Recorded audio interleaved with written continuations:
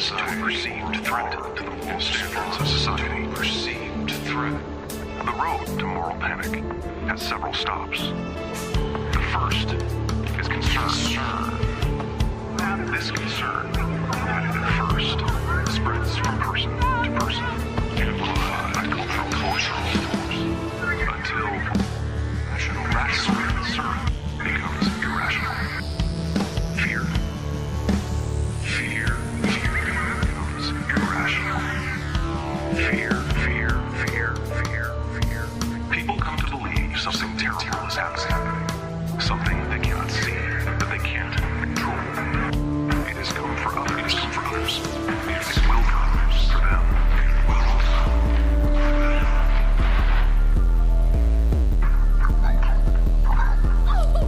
Won't somebody please think of the children? Whether or not the threat is real, the response certainly is. And it is often excessive.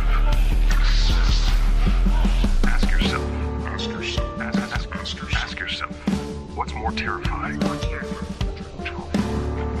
Ask yourself, what's more terrifying?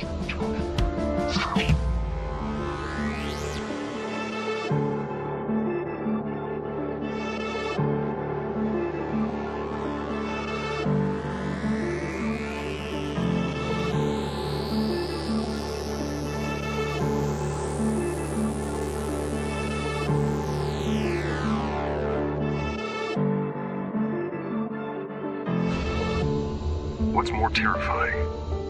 Fear. Or the frightened. Ask yourself. Fear. Or the frightened.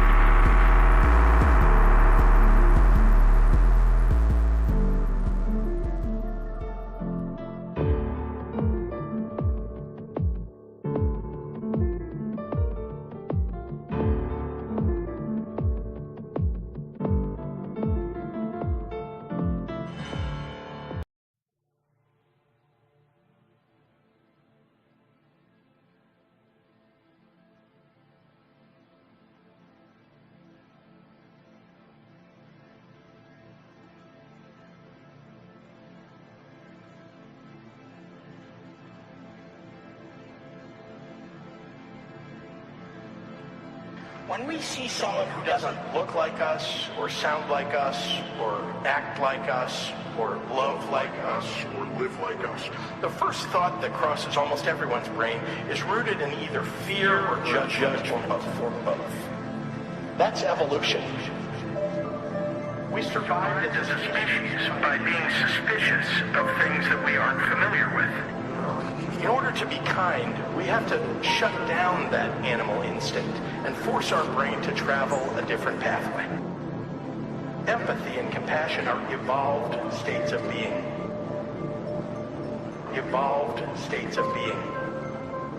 Somewhere along the way in the last few years, our society has come to believe that weaponized cruelty is part of some well-thought-out master plan. Cruelty is seen by some as an adroit cudgel to gain power. Empathy and kindness are considered weak. Empathy and compassion are evolved states of being. Many important people look at the vulnerable only as rungs on a ladder to the top. Empathy and compassion are evolved states of being. Their thinking and problem solving will lack the imagination and creativity that the kindest people have. In space. Empathy and compassion are evolved states of being.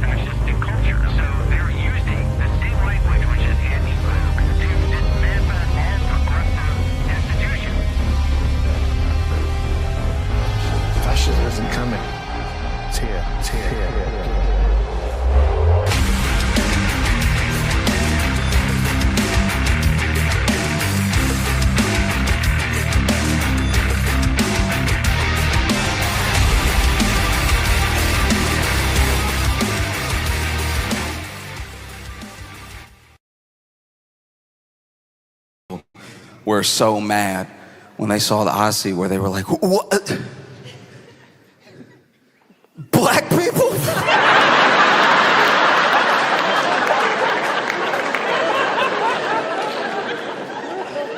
What? But the black people are in the movie too. That's not fair. Black people weren't even invented yet. How are they in the movie? It's not right. No, this is great. No, this is very funny. Sometimes like racism comes out and it annoys me or it makes me concerned, but this one was very funny. This one, it's like you can't make her black. What? No.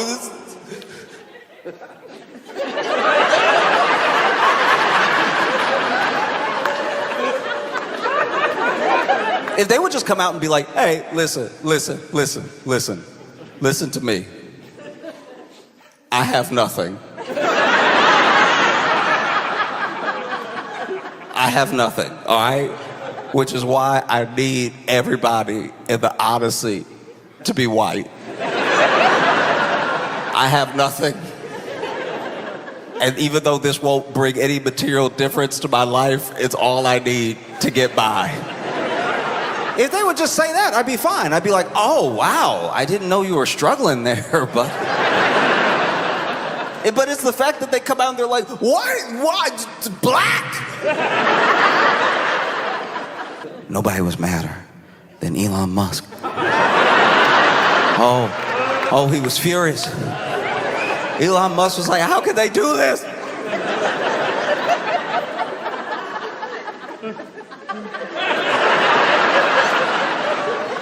Billionaire, by the way. How can they do this?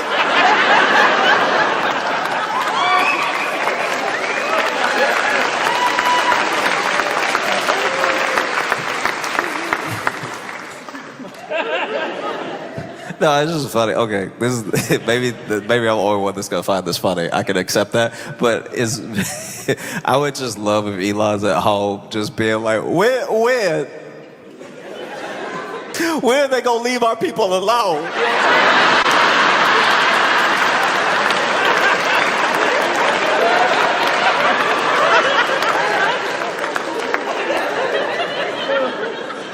When? We've been through so much. That historians have already started teaching us about how roughly every 80 years, in nearly a perfect cycle, the oligarchs and the authoritarians attempt to take over the country? A historian recently released an article talking just about how this has been going on since about the Civil War. As the people in power tend to turn more toward an oligarchy, the people then realize there's no way to win and get their system back. So naturally, they start resisting. So in those situations, the government has two choices. They can either back off and say, okay, no more oligarchy, we'll go back to a democracy. Which is exactly what happened after the Civil War. Because remember, back during Lincoln's time, which the South actually revolted against his election, before the whole party swap, the Republicans were actually a lot less fascist and racist. But after we had turned into an oligarchy in the 1920s, Roosevelt then turned that around and defeated the oligarchs back in the 30s. And now, roughly 80 years later, when Donald Trump showed up on the scene in 2016, we have the billionaires and the authoritarian oligarchs trying to steer us in that permanent direction. Several times throughout history, in a repetitive cycle, the oligarchs in this country have tried turning us into an autocracy. And just like during the World War II era and during the Civil War, this is our chance to fight them back. Because history continues to show us that if we show up and we resist, we will win.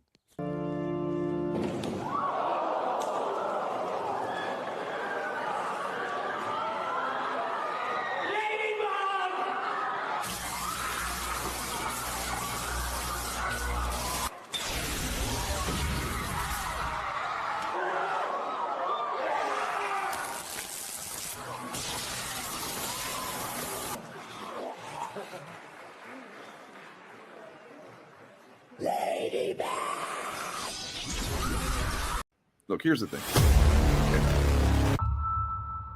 Like, here's the thing. Here's the thing. Here's the thing. Here's the fucking thing. Look, here's the thing. Okay. Okay. It's the ever-loving blue-eyed thing.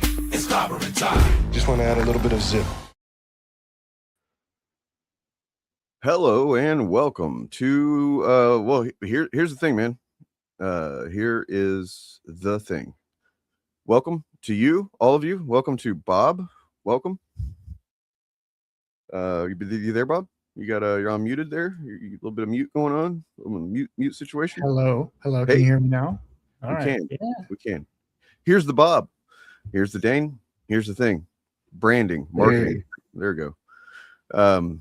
Also, have y'all seen this? Y'all seen this Zionist cooter maxer that's good?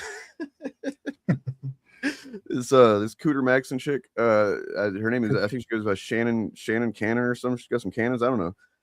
She's terrible. She's just a disgusting human being.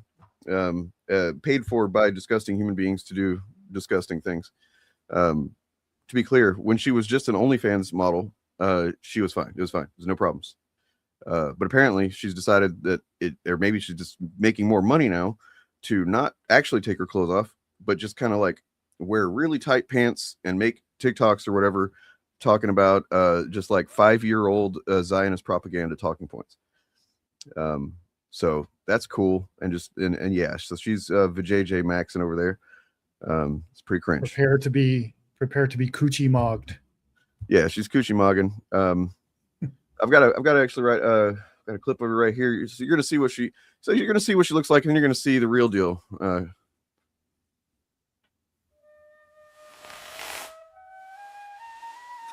Now that's how you reach the goy.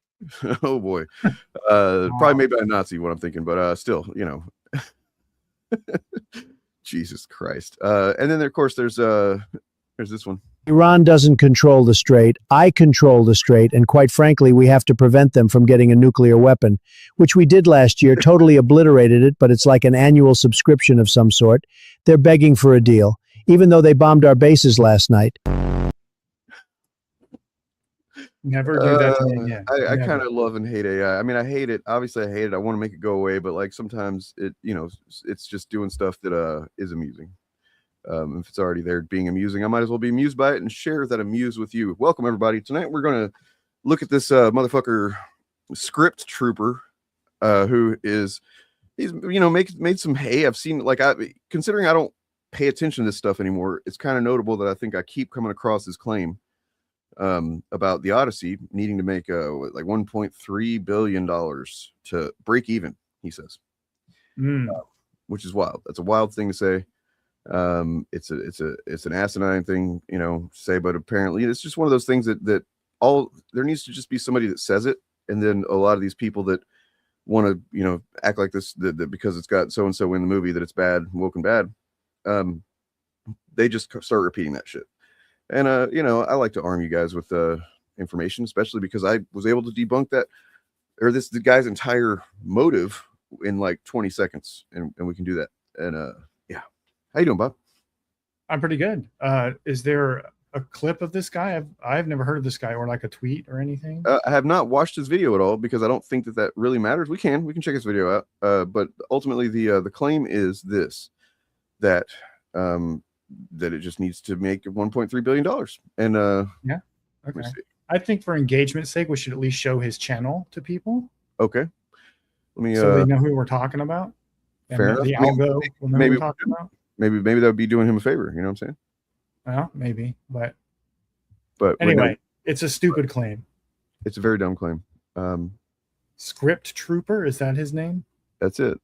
And these guys are amazing how they try to, he doesn't have the whole the facade of just I'm just a fan, or I don't even care, that whole thing. He's not good at that.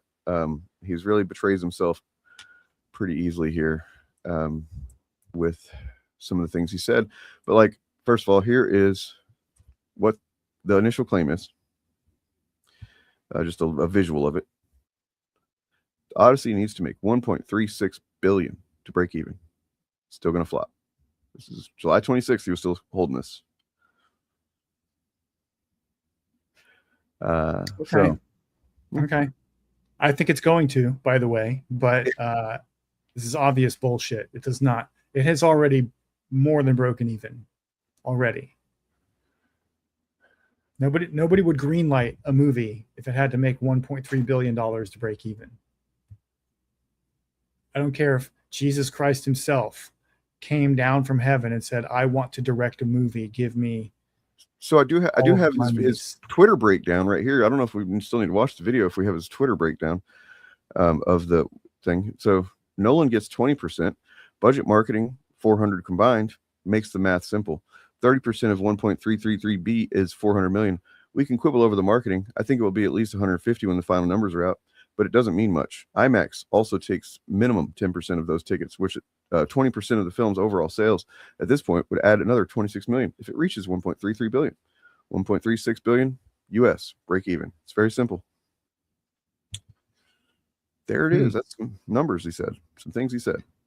Well, the first big flaw I see here is he keeps talking, he includes marketing, which is not part of the budget of the film. And also when the numbers come out, the numbers don't come out. Yes, the numbers do not come out. The public never knows. Nope. The best we can do is guess.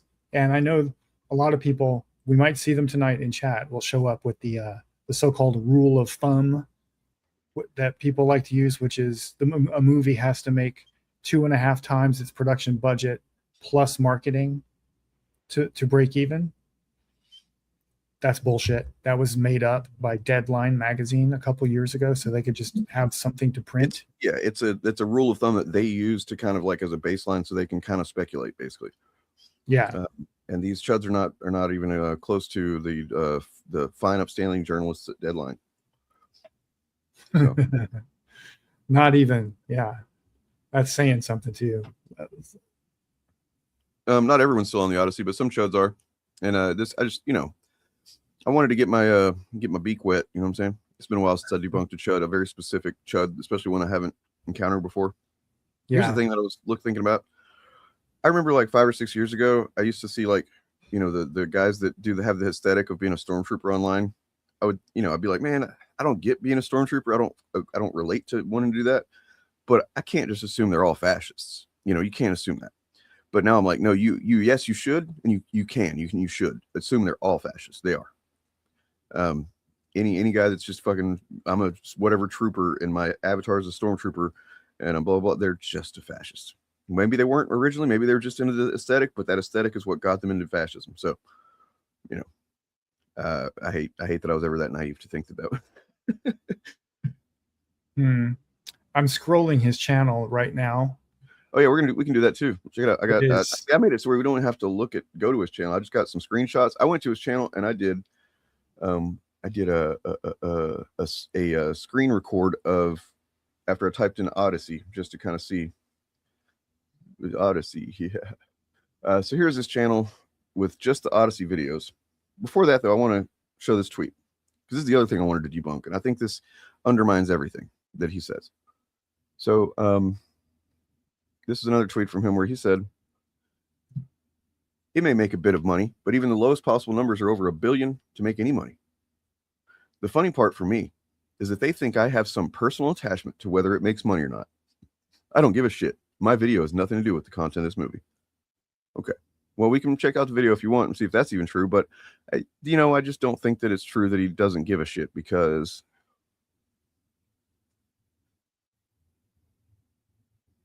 the true sinister messaging of the Odyssey, it will flop, predicting $150 million loss. The Odyssey is still going to flop.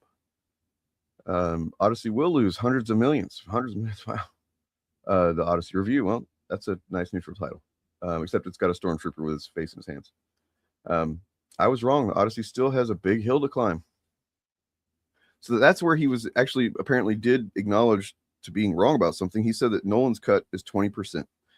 Apparently it's actually 10, but I mean, I think that that's a good indicator of how he's working his math generally of like whatever the larger version of a thing is, he's going to run with that, Yeah. The Odyssey is a total disaster. 3 weeks ago. It seems like it only just came out like 2 weeks ago. Is that 3 weeks ago? I don't know. It's weird. 2 weeks ago. Boy, his review came out 12 days ago, and then 3 weeks ago he said it's a disaster. I just don't.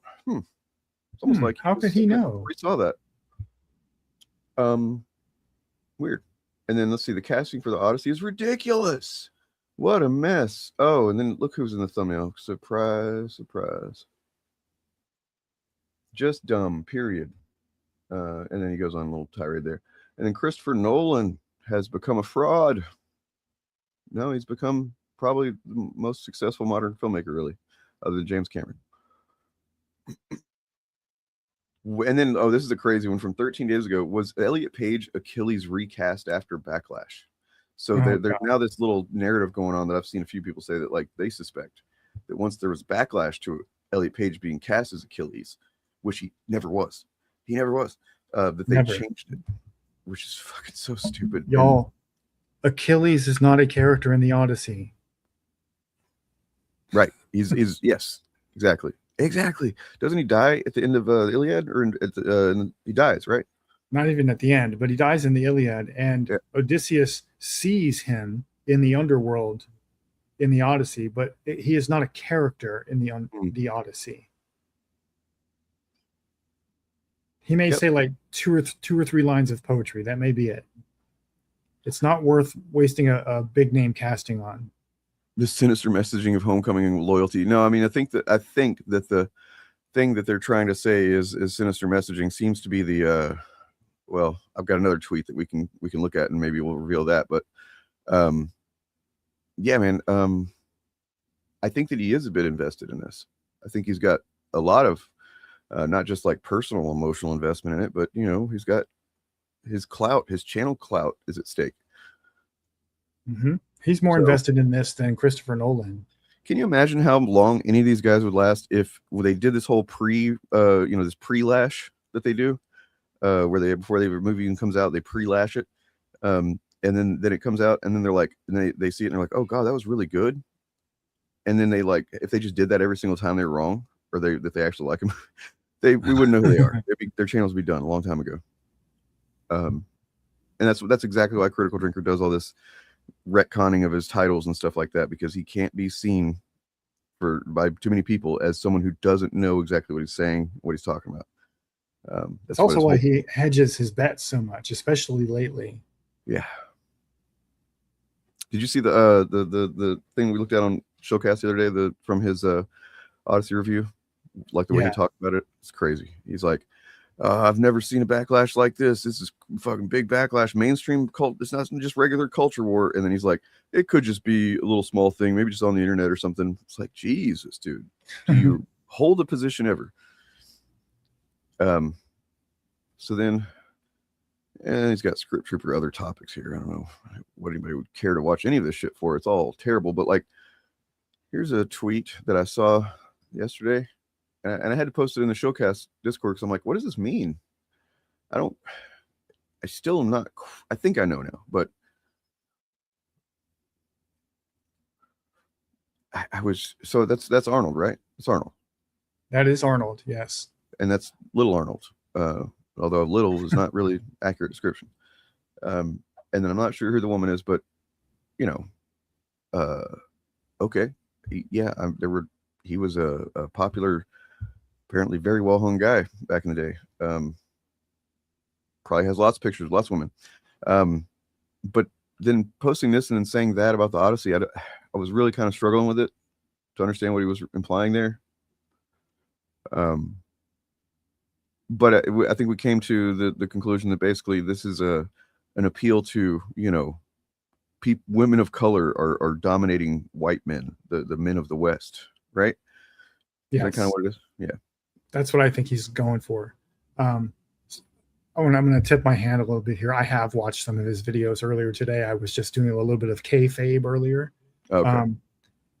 I watched his video on the sinister real message behind the Odyssey. And yes, that is exactly what he's saying, that he was saying all of the woke casting was a distraction to drum up social media engagement and distract people from the real message, which is that white men are bad and we have to tear down Western civilization and hand it over to women and immigrants. And the people behind this who we can't name. We have no idea who the secret cabal is behind this. Will rake in a lot of money. Wait, are they going to rake in a lot of money, or is it not making a lot of money? Well, he's never denied that it's popular, but not a lot of money from this movie specifically. Just in general, they're going to enrich themselves because, you know, the Jews, that's what they do. Yeah. Well, you know, that's what they say. Nazis, I mean. Speaking of, now that we've got that all nailed down and we've identified, oh, look, surprise. It's just like fucking Voldemort in the Harry Potter franchise. It's like, oh my God, who would have guessed it was Voldemort again? It's fucking Nazis again. It's always fucking Nazis. When you peel back the layers enough. But that is a segue because oh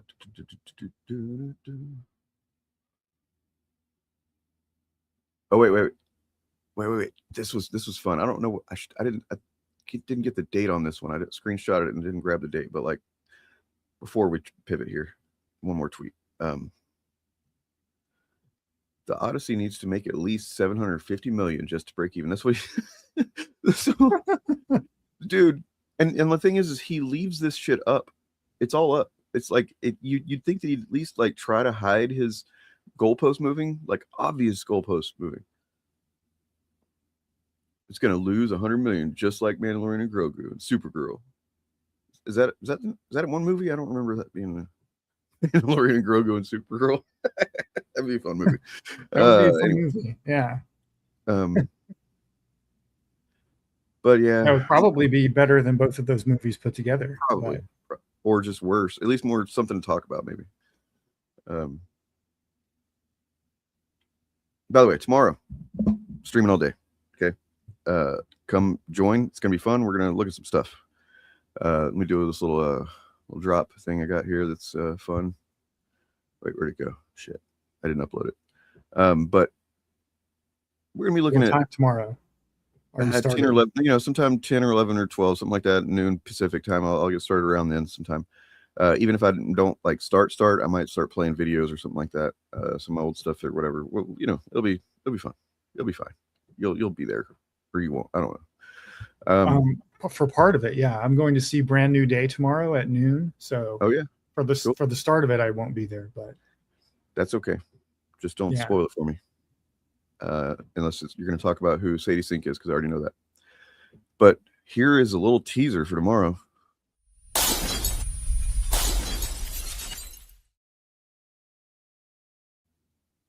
Hint, hint. I mean, it's already pretty obvious what I'm doing. Talking about Nerdrotic. Going to talk a lot about Nerdrotic. I've been doing a lot of research. I've been collecting all the research that I've ever done.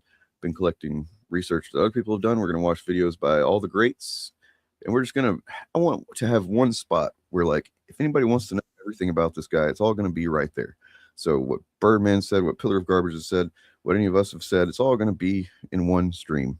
You know, I think that's a resource to have, maybe. Let's see. For instance, here's a pretty interesting thing that I don't think we've looked at on stream before, but this is one of those rare things that happens where it's like it reveals a lot. This is from the schism that happened. For a lot of those of you who don't know, Phantom Menace was named by Ethan Van Sciver. Ethan Van Sciver was initially part of the original Phantom Menace crew that was much larger than it is now. And it's at a certain point, it fractured, because of course it did, especially if Ethan Van Sciver is involved. But this is we're gonna watch it all tomorrow. But he spills the tea in this video. All right, let me see. Yeah, all right. So anyway, a couple of things are going on right now. First of all, let's begin burning some bridges. A lot of people are saying to me, Ethan, make things right with Friday Night Tights. Make things right with them. We care about you. We're mutual fans. We love both of you, and we don't want you to be fighting. We don't like that. And so I said, all right. So I wrote to Gary Nerdrotic, and I did send him a little message. And that message said something like, hey, I don't know. Maybe the Zack Snyder thing set me in the wrong direction. Maybe it made me angry. Little angry. And then this happened, and then that happened, and it snowballed. And the important thing to think about here is that our mutual fans are unhappy. So let's have a conversation. Let's have a conversation about this. And I got I got zero response. No response, even though I sent him a message via a DM. I got zero response. Now, I don't watch his show, but he did respond to me. He responded to me on his show. Would you like to see? Okay, so let's see. Somebody sent me this here. This is Gary's serious face here. All right, so here we go. That is, and that's thanks to you. And he was great. And you know what? The guys were great. I am surrounded by the best parasites. Fucking co-hosts a guy could ever ask for. Period. Talented, fun. They also happen to be my friends. Not a zero among them.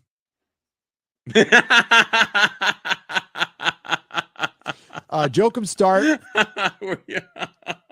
Sorry, Gary. Holy shit, dude! You have more zeros orbiting you than Pearl Harbor. You got to be kidding me! All these guys. Okay, so yeah, that's just the. That was a great line. It's just getting started there, and then yeah, he's entertaining. I'll give him that. And then here's another little taste of some Gary drama tea from the history books that we'll look at. So this is I forget her name exactly, but I think she was part of this the World Class Bullshitters, maybe is that what they're called? Somebody might know that they were initially part of the Phantom Menace as well. But like, here's her video that kind of, I'm not going to watch the whole thing, but it does give a little hint of something happened. Me that it was incredibly rude that we had shown up on Thursday and that we weren't welcome and to get the fuck out. And at that time we had fans literally coming over to us asking us to sign things, so we were there for the fans, so we kept signing some things. And then Gary came over and he got right in my face and he yelled at me in the middle of the room that this was an event for his fans and that I wasn't welcome and I needed to leave. So there's that little taste of some internal turmoil that kind of speaks to some stuff that happened recently with Chrissy Mayer. And, it's just kind of all, it paints a picture when you really look at it. It's kind of like Nerdrotic treats women like shit. It is kind of like that a little bit. It is kind of like that. But I mean, there's other things we'll look at, such as I mean, everything is channel health. We can look at his channel health, see how healthy that shit is, or not healthy. And then some of the most egregiously racist shit that he said. We've got some of that. I've got it all. It's all right here. Something like 8+ gigabytes of information about this motherfucker. That is a lot. No shortage. And then, the time that, do you know about the times that, well, not the time, the period of time, the extended period of time where he harassed Mark Hamill by evoking his underage granddaughter? Yeah, I remember that too. There's that. It's a lot of stuff, man. And then, so it's going to be a juicy live stream. Everybody show up tomorrow, 24 hours of Nerdrotic content that was not made by Nerdrotic. Plenty of making fun of his muscle mommies for sure. Got to talk about the muscle mommy. He wishes. What's going on with that? Why is he so into these muscle mommies? I don't know, but he is. I mean, I guess I understand it, but like, I think She-Hulk woke something in me, you know what I'm saying? But like, why did he have an adverse reaction to that? You think you would be like, no, this is the show I've been waiting for, But well, no. What I find funny about his thumbnail, his muscle mommy thumbnails, is that he obviously doesn't know what an actual muscle mommy looks like. There are a handful who look like the caricature that he's putting up there, but most of them got some curves, Yeah. They look like hot athletic ladies. They don't look like male bodybuilders, unless that's specifically a look they're going for. By the way, so there's more stuff I'm going to get into tomorrow about Nerdrotic.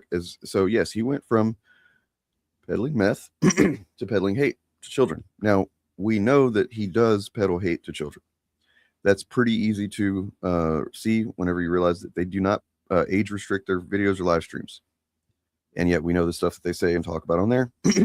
And I've honestly, I've engaged with people in my comment section that I'm pretty confident we're not fully grown adults with the way they're communicating.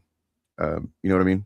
So it's pretty clear that one of the people that types of people they prey on with their content are children.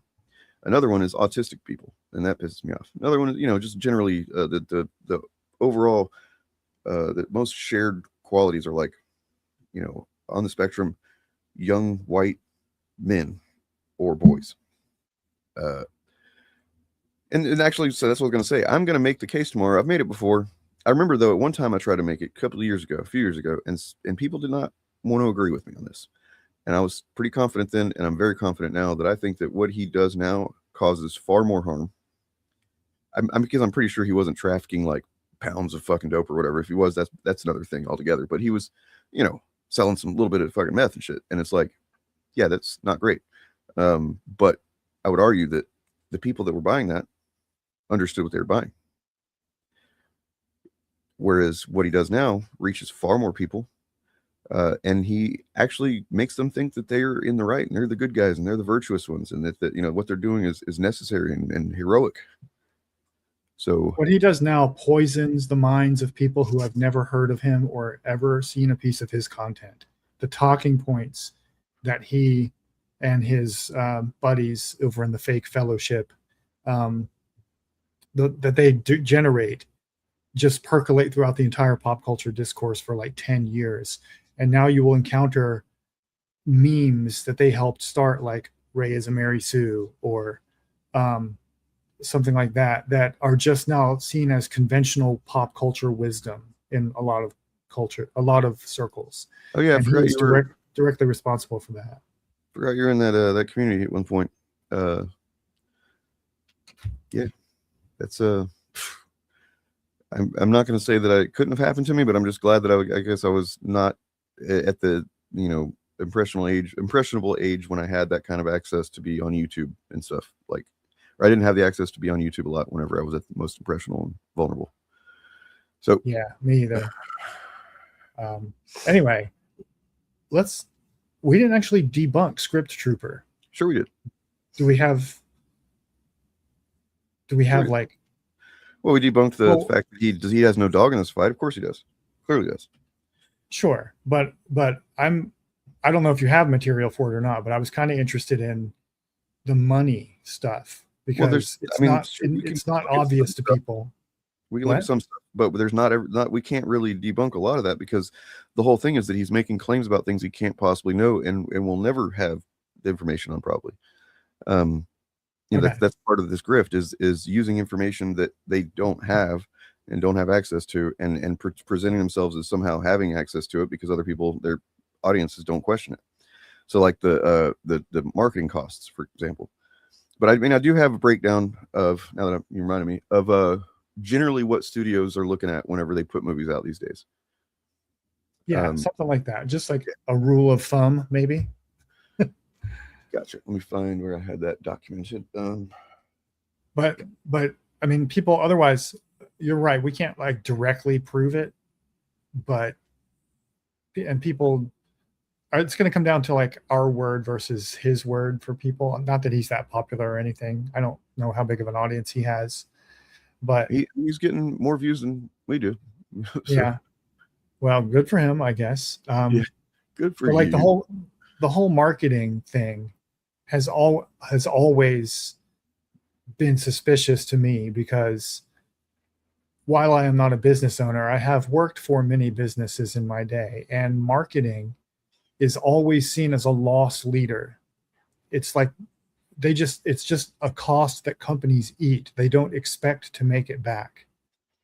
And it's often budgeted on its own income stream and its own departments. In large companies, it's its own department. And when you're budgeting for like a film, you don't include marketing as part of the budget because marketing is just going to lose money. So you don't. So investors are not looking at that for their return on investment, and stuff like that. So if the film industry works anything like normal businesses, they already know that marketing is a loss leader. So there would be no reason for them to include that in their calculations of whether a film was profitable or not. They would not. That would not be part of the metric they build into their measure of that. So when guys like this include marketing as part of the budget of a film, they're just lying, almost certainly lying. So, determining when a movie turns a profit in 2026 relies on a complex financial model. It's not simply just matching gross ticket sales against a reported budget. A modern studio evaluates profitability by accounting for hidden costs, territorial splits, and multi-window monetization. So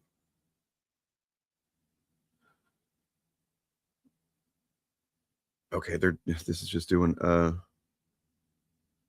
on, I did not fucking vet this as well as I should have. All right.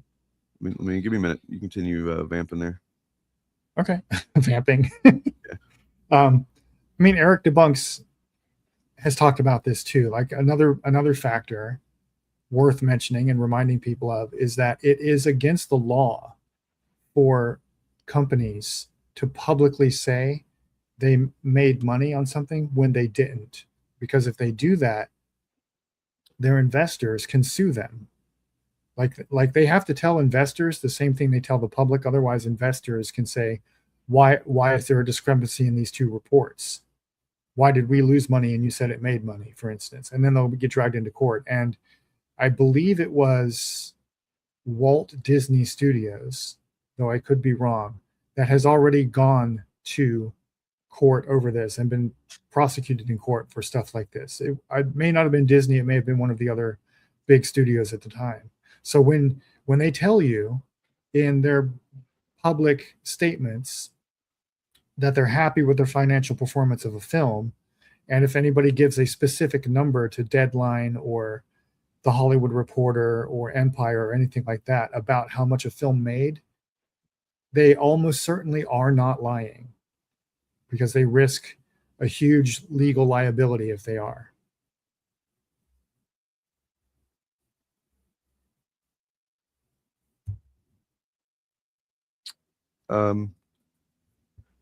Well, I think I know why we're seeing so much of the same shit about these claims.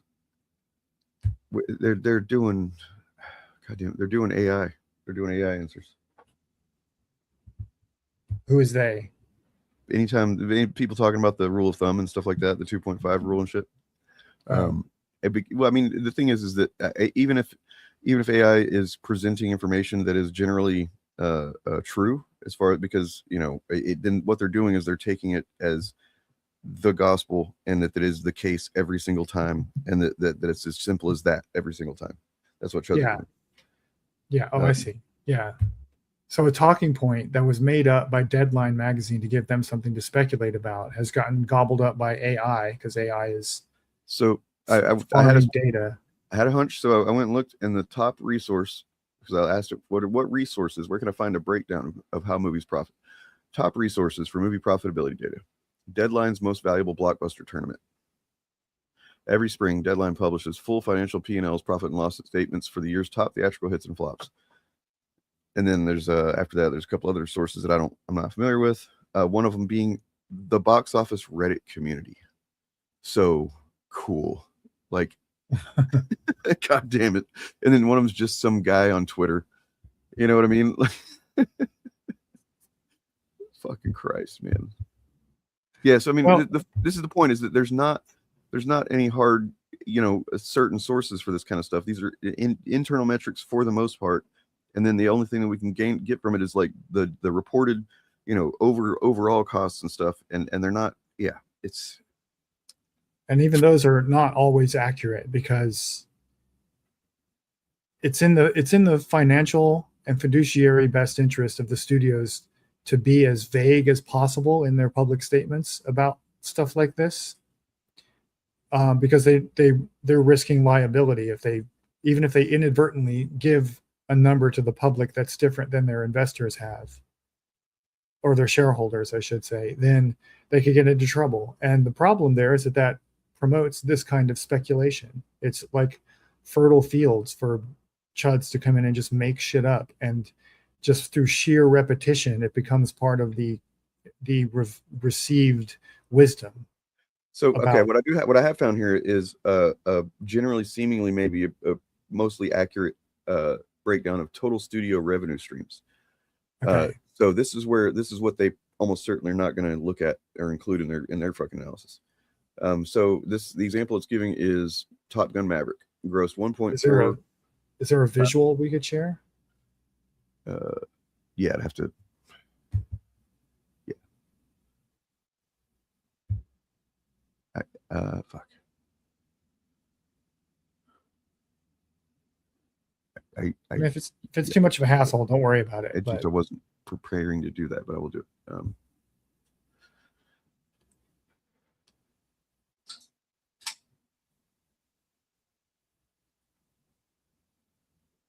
I don't want to leave anybody hanging, so I don't want to make anybody think I'm just talking out of my ass. So ARS 731, I don't think they thought they were powerful enough to tank a Nolan movie.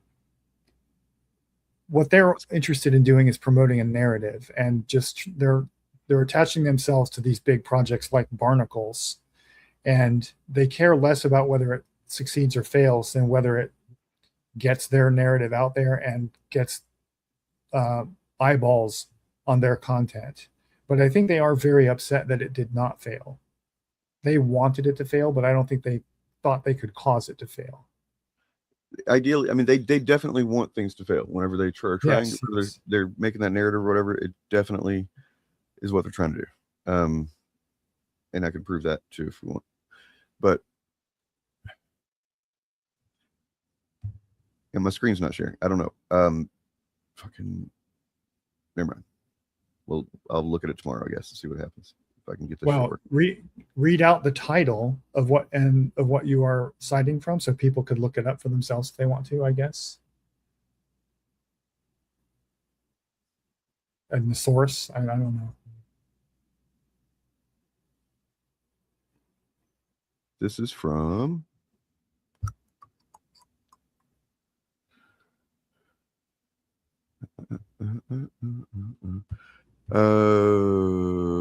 Digital Commons at UConn, University of Connecticut, I guess. At Digital Commons, breaking down the box office analysis of film. This is a analysis of film profitability factors. So, all right, I'll see if I can find it. Maybe I can share the. It's a PDF. Yeah. Let's see. Honor Scholar Theses, Digital Commons at UConn by Zachary Winevsky. That looks like, yep, that's it. Finance All University. Right. Yep. Let's see if I can share the screen.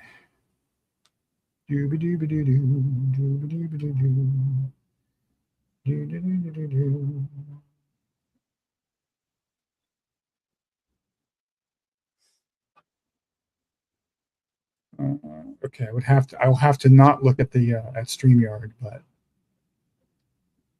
let's see. Can y'all see that? Yes. Okay. Yep. Okay, so let's scroll down here. Do you know what page you're on? I was not looking directly at this. This is the source of what I was looking at, but I was not looking directly. Oh, okay. I was looking at a breakdown of this that was kind of correlated. So abstract study analyzes comprehensive sample of these films, 2017 or 2019, blah blah blah blah. The breakdown about Top Gun Maverick is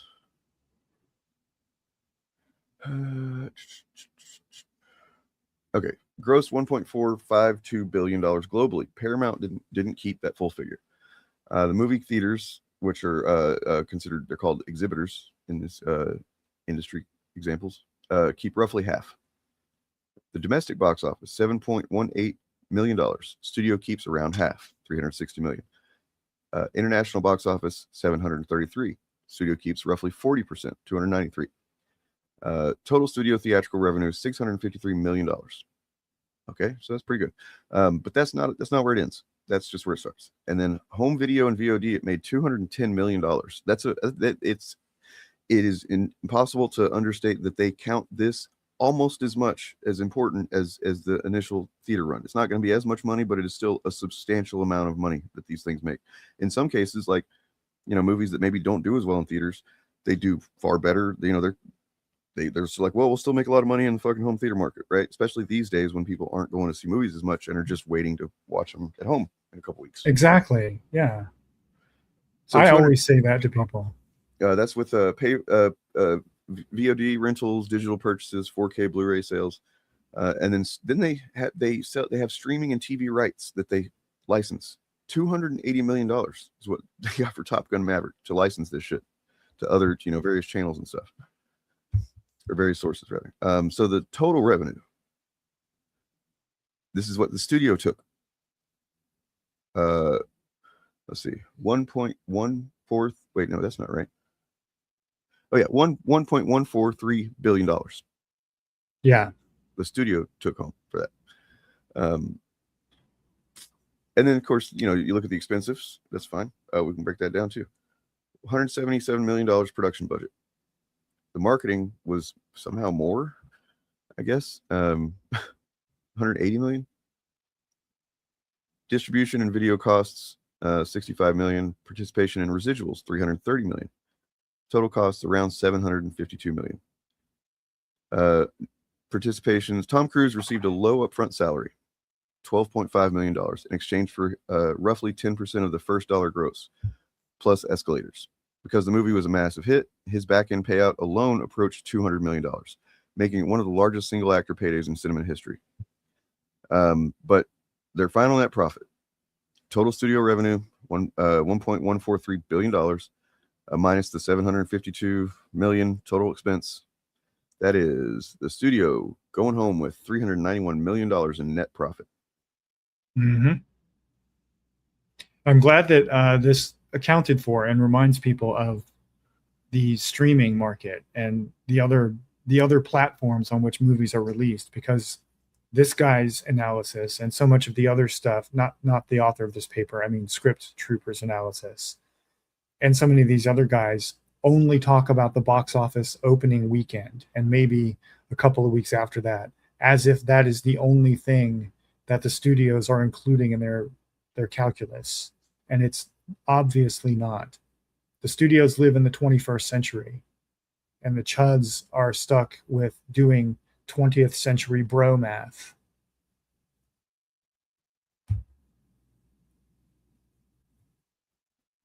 Anyway, here's the source for, you know, on screen. People can go look it up themselves. I think we've given them enough time to check our claims. Yep. You know, so just try and keep that stuff in mind. I'm sure that all of you don't take what these guys say at face value, but like, yeah, going back to what was mentioned a minute ago about their goal with these narratives is, in almost every example, they want to see tank the thing, and they were not emboldened by Mandalorian Gold, Grogu, or whatever. That's just incidental. There is one movie, or one. Well, yeah, they had a pretty big effect, and now not financially, because the movie that they ruined actually made a lot of money. But I would say that's pretty clear to me that Rise of Skywalker is a movie that sucks because of Chuds. You know, not entirely, not wholly, but in large part, because at that point in the timeline, Disney had not figured out that the backlash they were seeing was not just from, you know, well-intentioned fans that didn't like The Last Jedi. They figured it out eventually, but they had not figured it out yet. And that, so, but like, so you know, they claimed, like, for instance, whenever The Acolyte came out, you know, and you see all these downvoting campaigns and stuff going on. And you know, I remember accusing a couple times saying, oh, they just want to fucking tank this show, like they're not even interested in whether it's good or not. And you know, Chuds would say, no, you know, we want it to be good, we hoped it would be good, blah blah. And then you say, oh, there's a like a downvote campaign happening on the trailer or whatever, and they go, no, there's not. That's just, they want to pretend like that's just organic, that more people watch this trailer than any other trailer, and then you know what I mean, and then downvote it this much. But then I started noticing something. I said, I'm just going to screenshot every time I see one of these.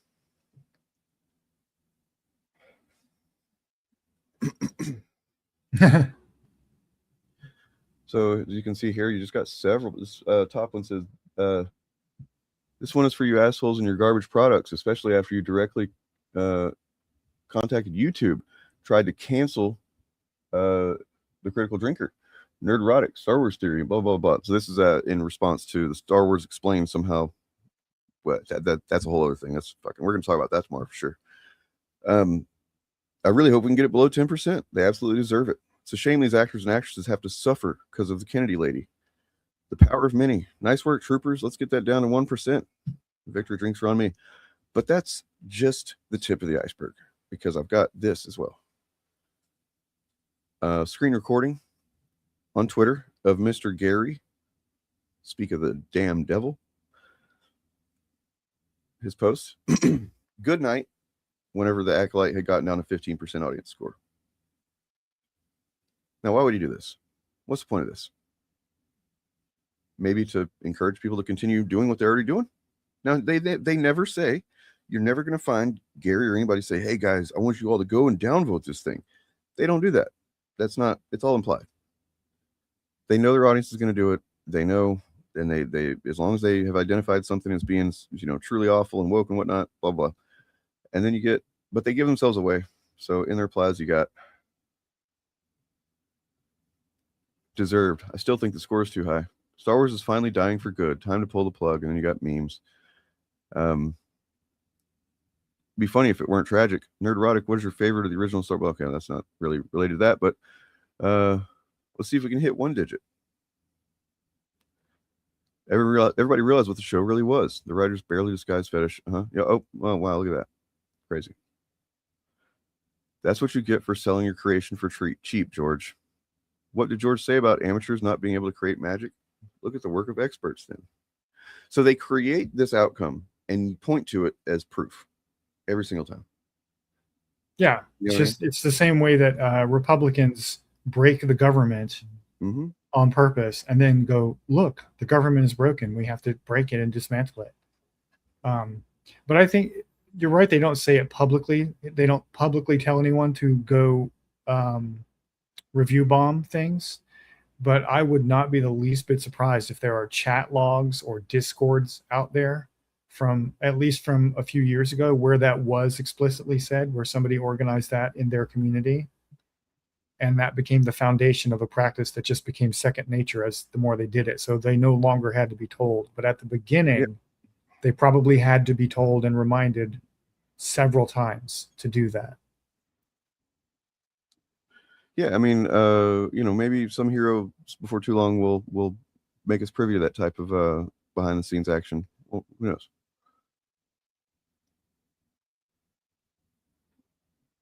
Because we already know that Tenet Media was doing that with other content creators who were peripheral to Gary and the drinker, but it's been proven more or less that Benny Johnson, who hung out with them a lot, was basically just taking talking points from a Russian oligarch, and he knew it was from a Russian oligarch, and then just repeating them as if they were true. Oh God, I forgot that they were doing this shit. Jesus Christ. Like, literally, you've got fucking Ryan Kinnell made a negative review of a movie about the women that were, some of the women that were sexually assaulted by Harvey Weinstein, and he basically said that he probably doesn't need to be in jail for any longer or something like that. They've literally got their buddy that is making comments like that, and then they want to act like because she worked for him years ago, that somehow she was like involved with his fucking crimes and stuff. It's so stupid. Yeah. Also worth noting that the Acolyte was one of the most popular shows on the Disney Plus platform. Yeah. Well, I mean, and that's looks like I think it was maybe Christmas before last or something, where The Last Jedi suddenly, like for the weekend or whatever, just was like the #1 thing on platform. Yeah. It was like a bunch of people suddenly saw it. We're like, hey, let's see what this shitty movie's about. And then we're like, wait, what? This is good.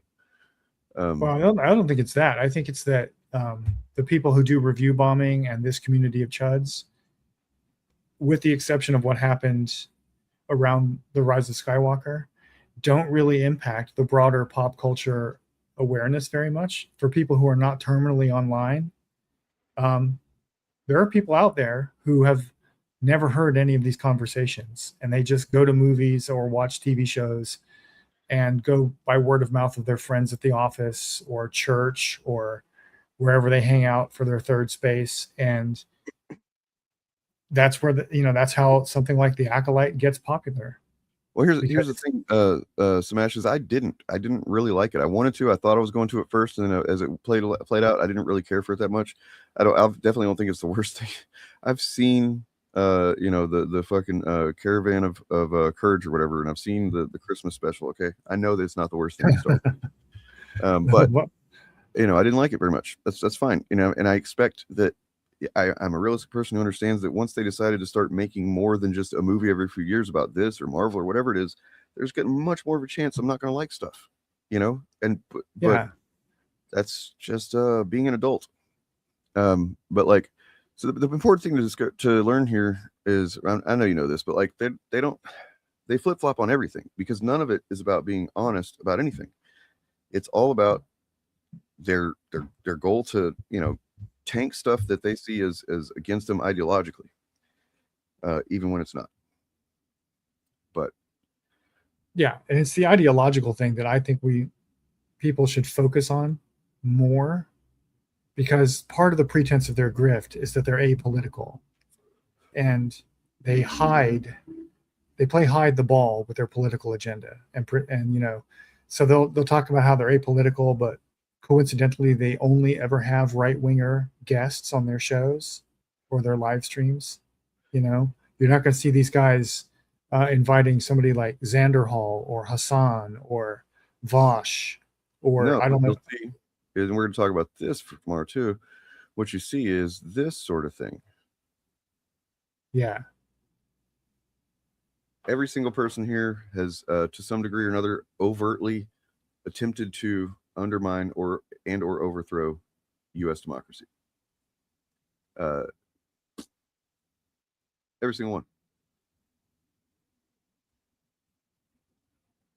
The only one that's not included here is Tim Pool, and I don't know why I forgot him, but I didn't think to have him on here. But he's Nerdrotic went on there one time.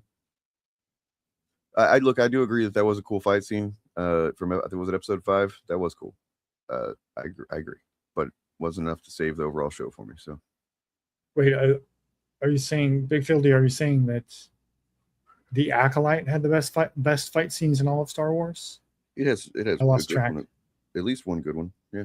Yeah, I agree. It had some of the best fight choreo I've ever seen. I was kind of mid on the show. I thought it had a lot of really interesting ideas that were trying to take Star Wars where it needs to go, which is beyond the Skywalker story.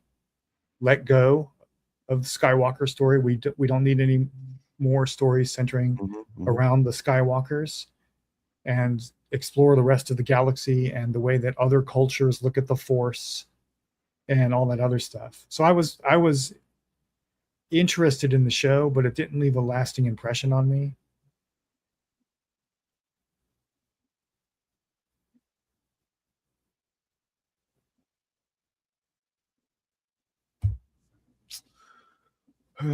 Well, and then had some other stuff here. Let me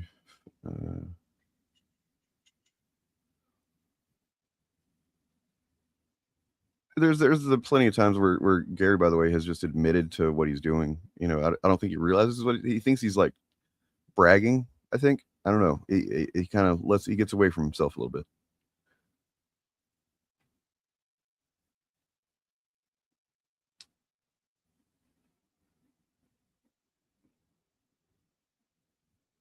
Imagine being a half century old and Miles Morales Spider-Man is the global problem you think needs solving.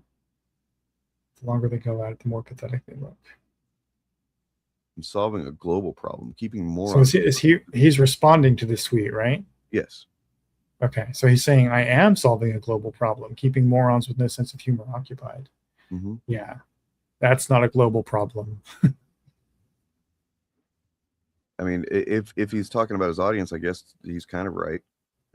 They are occupied with that. So, but what's he occupying them with? He's radicalizing them, is what he's doing. By you know, it's the most clever thing that he's got, and I'll admit that it is clever in the sense that, except he's also revealed himself to Bob, literally made a video directly to Bob Chaos to answer for this, because Bob Chaos was, you know, talking about it in videos, and for whatever reason, Gary decided that he was going to make a clip just addressing Bob, where he said, you know, it's not racist because, you know, I'm pointing out blah, blah. And it's like, no, it's not directly racist to say that Peter Parker is Spider-Man, Miles Morales is Miles Morales. That's not a racist thing to say. It's on its own. It's the context of who you are. It's the context of everything that you say otherwise. It's the context of what you're doing is appealing to the suggestion of racism, which is kind of in a way its own shitty thing. You know what I mean? That's just what it is. It's like he's able to get away with it because, no, I'd be dishonest to say that I think that is a racist statement to make, just outright racist. I'll say it. It is outright racist. But it's actually true. He's right. It's factually true.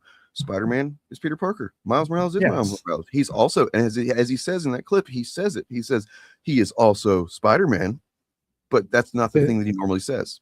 You know what I mean? Yeah, he says he's also a Spider-Man.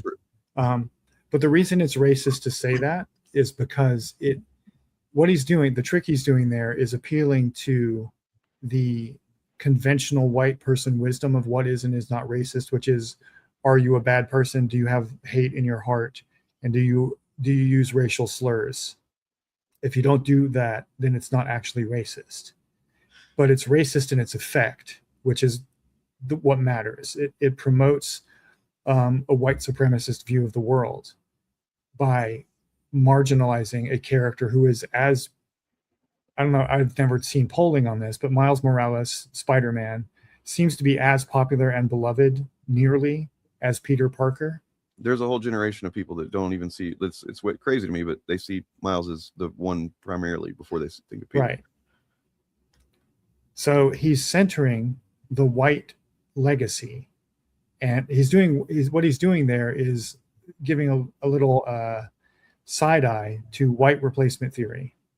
And it is coded. It's definitely coded language, but I would argue that it is an outright racist thing to say because of its intent, both its intent and its impact on the broader discourse. Because like you pointed out, it's also part of a pattern. It's not a coincidence that he only just says Miles Morales is Miles Morales, or Sam Wilson is Sam Wilson. Right? I've got this right here. Check it out. This actually addresses all of it. Hell is the organized chaos guy, and why has he hate boner for you? I don't know. I don't fucking know.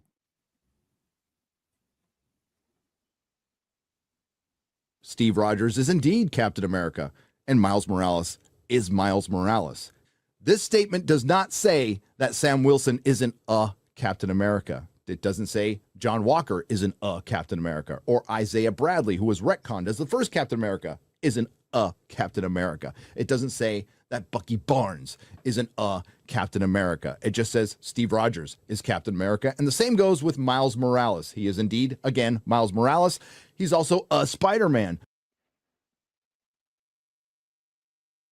I mean, it's him admitting what he's already admitted, but like much more boldly than he has before. Wow. This month, I've made $1,000 on Twitter.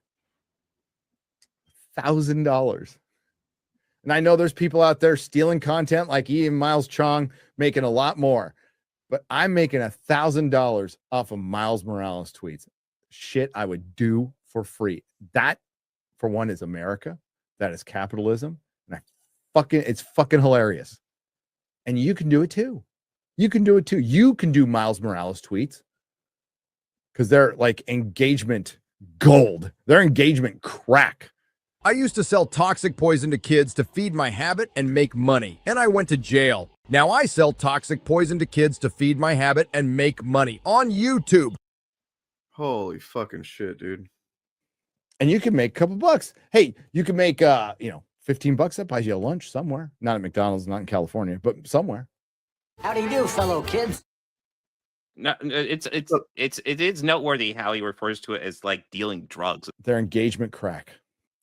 But yeah, no, I mean it's what we've always known. Just him boldly. Where the fuck did that shirt go? I don't remember where that. I haven't seen that shirt in forever. Holy shit! I missed that shirt. It's awesome. Sorry. Do you remember? Do you remember the live stream where it was a bunch of us? I think it was the send-off live stream for Turf Nation, where we looked at the extended version of that clip of Gary, and there's a moment in it where he kind of just pauses and seems to achieve a moment of self-awareness. Yeah. And everyone on the panel just lost it and laughed at it. Yeah. Well, I would love to clip that one day. So one of the things that I'm going to be looking at tomorrow is, so Gary has a book out. He has a autobiography called "Waiting for Nerdrotic," and it is the story of him.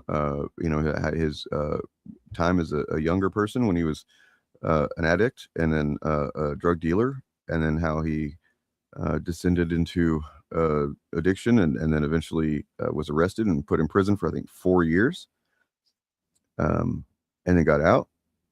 And and as the story goes, as his story goes, he's rehabilitated. He's a whole new man. He's a good guy now, which we know is not true. And I'm going to actually be doing some analysis on that tomorrow, because there's some stuff I learned about his upbringing that he talks about briefly in his book that I think is notable. So, I might, if I didn't have to pay for it, I might actually read that book. Through Ripasend. Well, if I didn't have to pay, I'm looking around to see if I can get my hands on it without paying for it, because I'm not paying for it. But yeah, because I'd like to read. I like to read biographies and autobiographies of interesting people or noteworthy people, and just to see what they say about themselves, right? And I would be real interested to see what he says about how he frames his own life story. I'm going to spoil this right now, because one of the things I plan to mention tomorrow, because I am fair and can only go based on the facts. There is zero evidence that I've been able to find that the claim that is repeated a lot. It's basically anywhere in neutral-ish spaces where you might see Gary mentioned, or somebody on Solitary and Crate or whatever.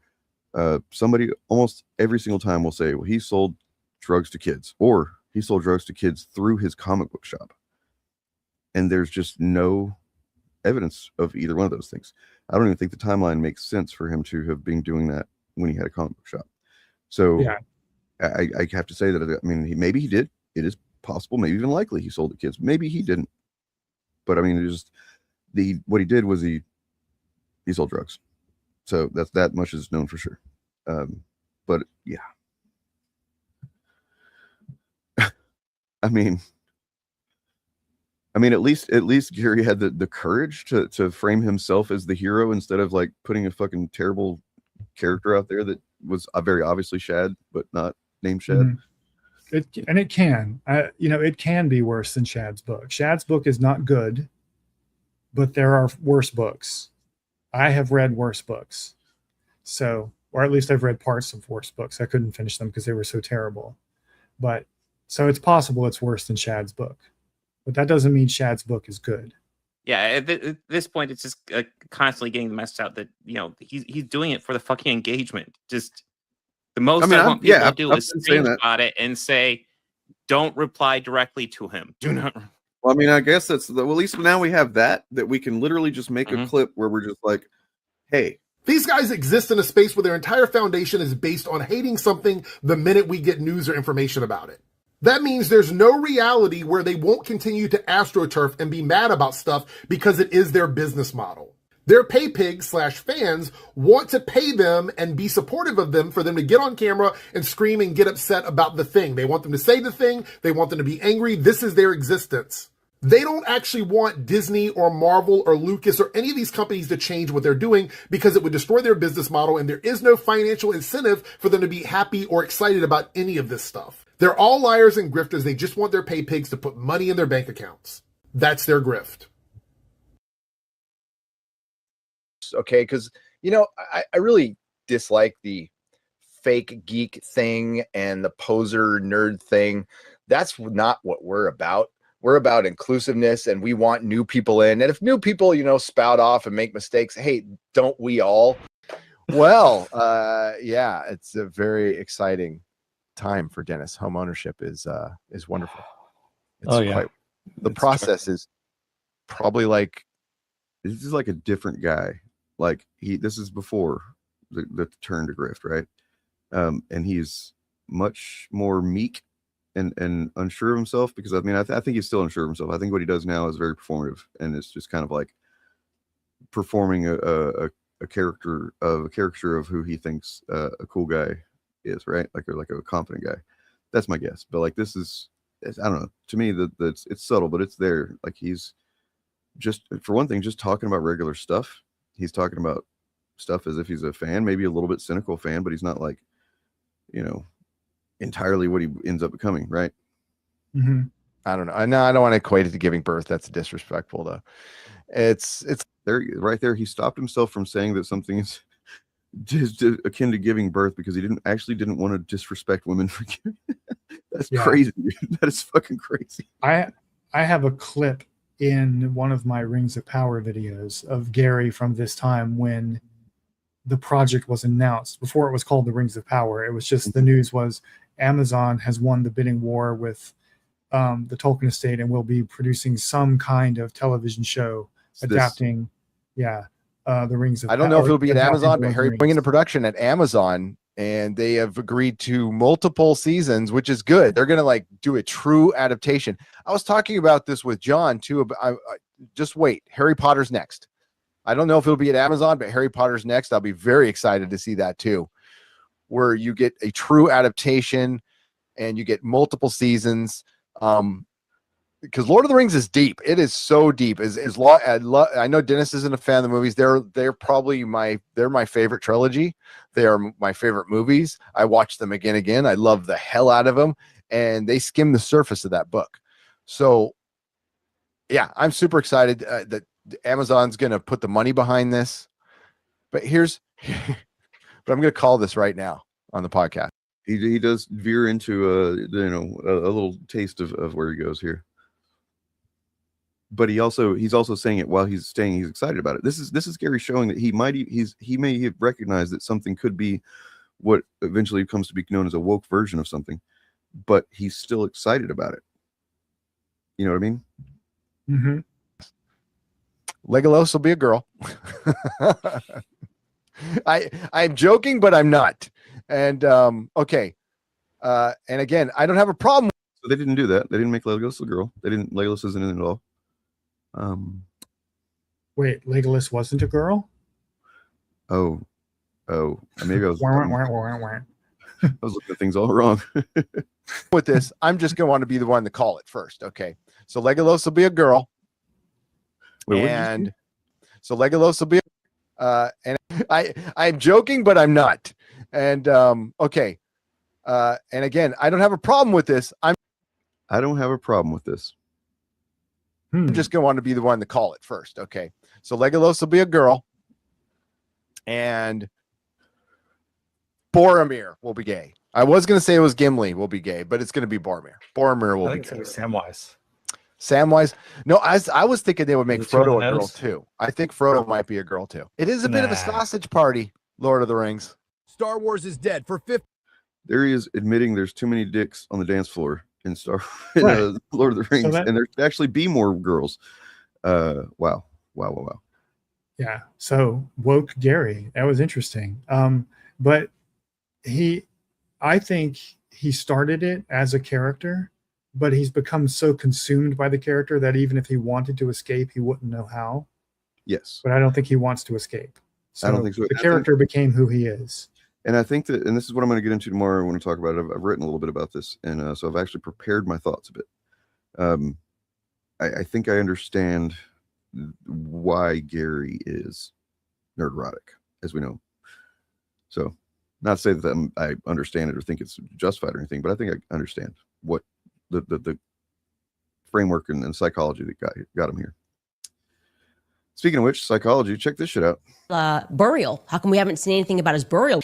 And the reason that's like a big hush-hush secret is because he is buried in a Catholic cemetery. Repeatedly questioned why we weren't being told where Charlie Kirk is buried, or even if he has been buried yet. Did you get those answers? You have the wrong commentator who questioned that. You've never asked where Charlie's buried? Nope. Did you bury him? Do you think that they cremated Charlie? I ask myself that question. But you'll actually notice apparently any questions surrounding the burial elicits this sort of a strong emotion. Disturbing part that people are trying to guess where Charlie is. Why is that Can disturbing? I have one thing? Can I have one thing? Can my children have one thing? Seems a little weird to me. A little sus, a little over the top. I would just answer the question. I'd say, yes, he was cremated, or no, he was not cremated. You've never asked where Charlie's buried? Nope. He is buried in a Catholic cemetery. Did you bury him? Can we get a yes or no? Is he cremated? Oh, she sure is honest. That being said, for those who don't know, the bit about the Catholic cemetery is of minor interest, I think, but there was a rumor going around just before his death that Charlie Kirk was going to openly convert to Catholicism. He began as an evangelical Protestant, and one of the conspiracy theories is that he was killed to prevent him from becoming a Catholic publicly. So when she says he's buried in a Catholic cemetery, she's kind of nodding to that conspiracy theory. Unrelated to any of that really, but check this out, because this is pretty this guy's something. He's cool. Became China's largest craft brewery.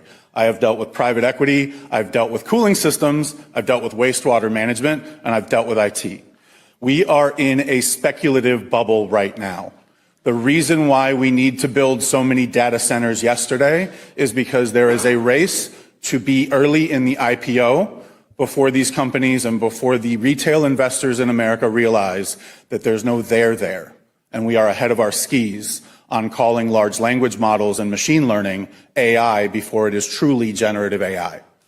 And so when we look at how private equity firms are backing property developers to build data centers to then sell to Meta, Alphabet, Anthropic, OpenAI, xAI, what we're doing is we're selling our children's birthright, and we're giving away the bathwater, the baby with the bathwater, instead of demanding guarantees that these companies will even be here in 10 years.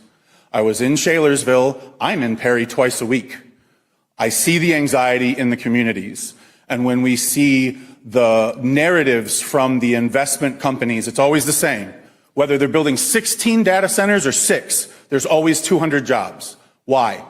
Because it's enough jobs to look beneficial, but not enough to break your school system. These are marketing approaches to get over a hurdle, to get tax abatements, zoning, and environmental so they can build it.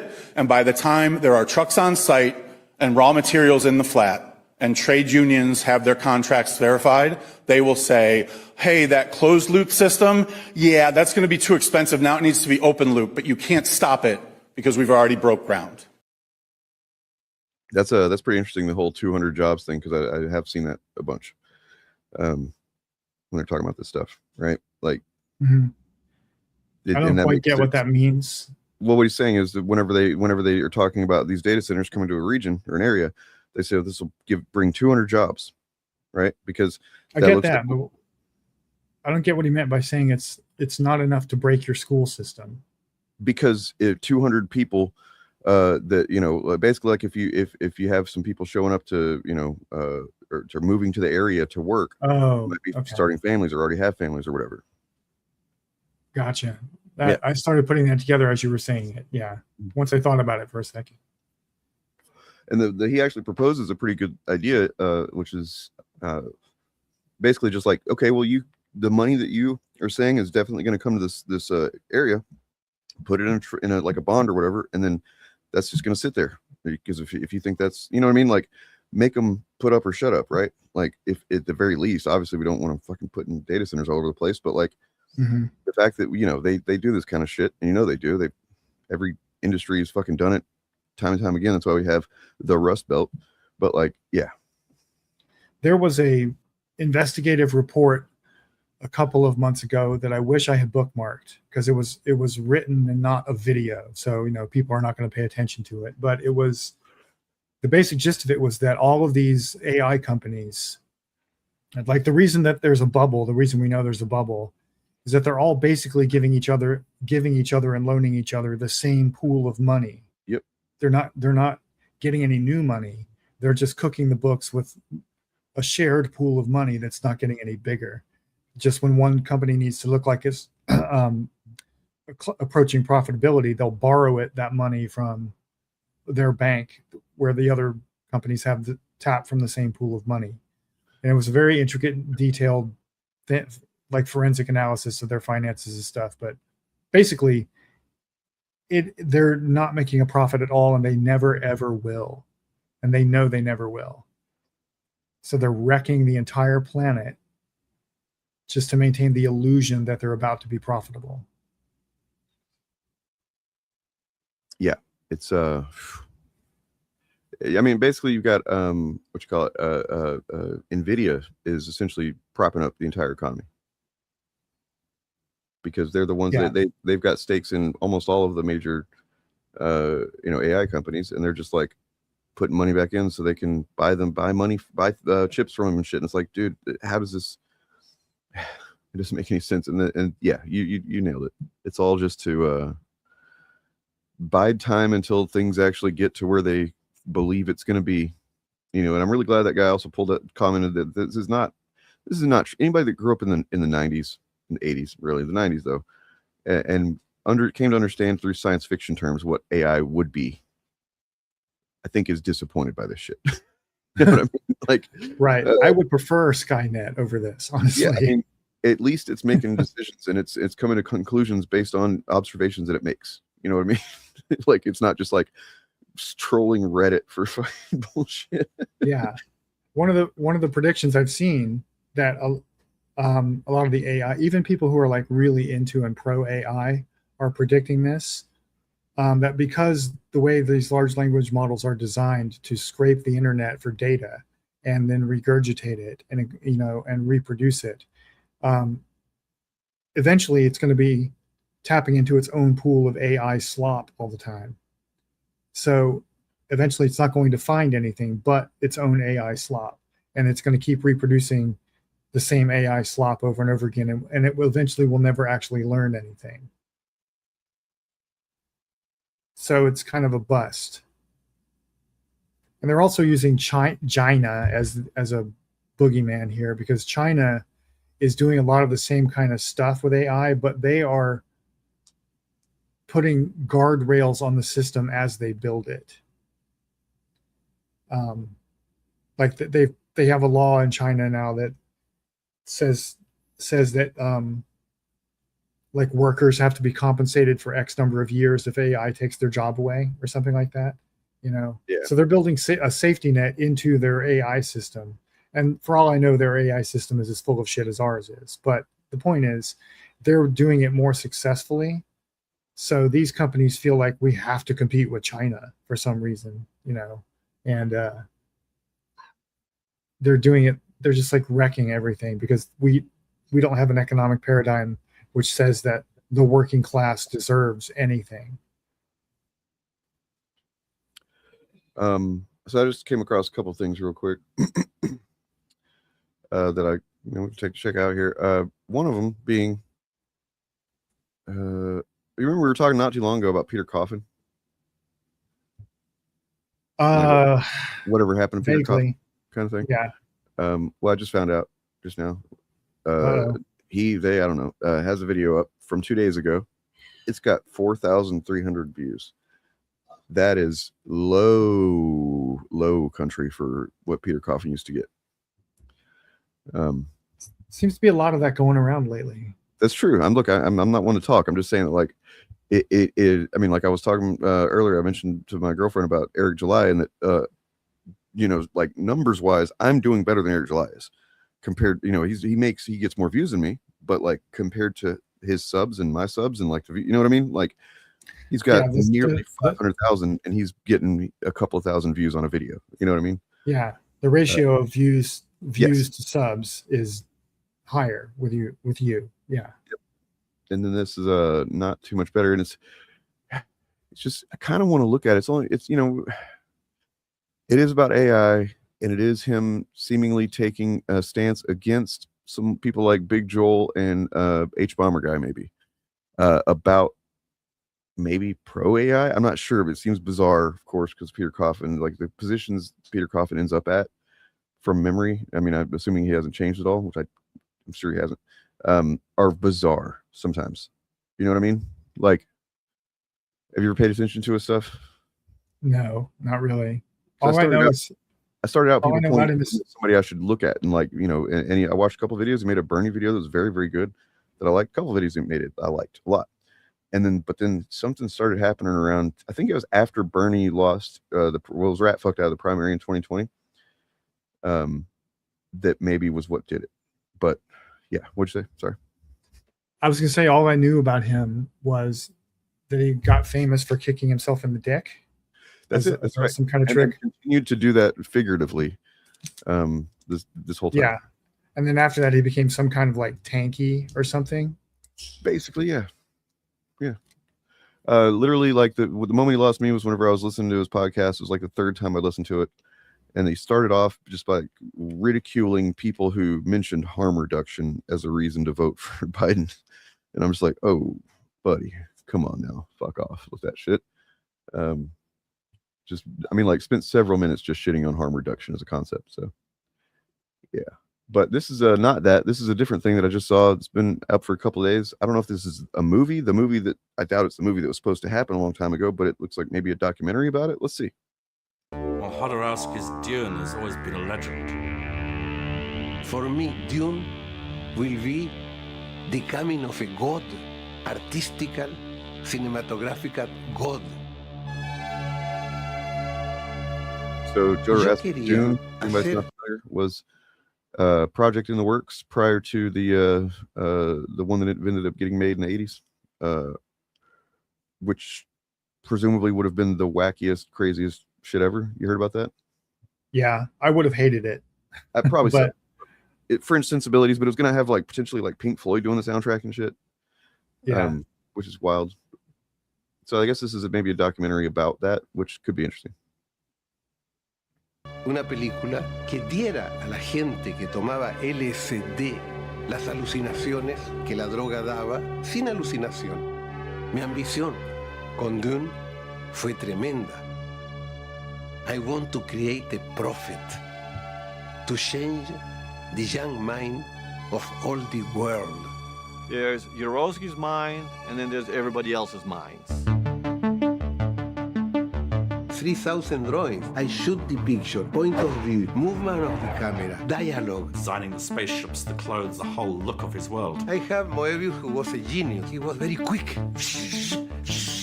Giger nunca había hecho películas. I say to Giger, I need you as you are. Chris Foss, a real genius. Music, Pink Floyd. David Carradine for Leto was perfect. And Brontes, my son, was perfect for Paul. I had Orson Welles, Mick Jagger, and Salvador Dali as the Mad Emperor of the Galaxy. Dali said to me, I want to be the actor más pagado de Hollywood. $100,000 la hora. I offer to you the most important picture in the story of the humanity. We will change the world. There's no Star Wars without Dune, no Alien, no Blade Runner, there's no Matrix. It always leads back to Jodorowsky. I was opening the mind of the industry. So it's Dune via LSD. Yeah. So I was just sitting here thinking like, for anybody who thinks modern Hollywood trashes the lore in their adaptations, do not watch films from the 1960s and 70s that are adapting popular works. You think it's bad now? you have no idea how good you have it. So I mentioned Eric July a minute ago, and then I just remembered this. So I came across a video earlier listed on my shit that was by Mr. Eric July, and I literally bust out laughing when I saw the title and thumbnail. It's just him sitting there, and this is it right here. Chime in on this. Oh, no, that's actually the video. My bad. I wanted to show the thumbnail first. Where is it? Here we go.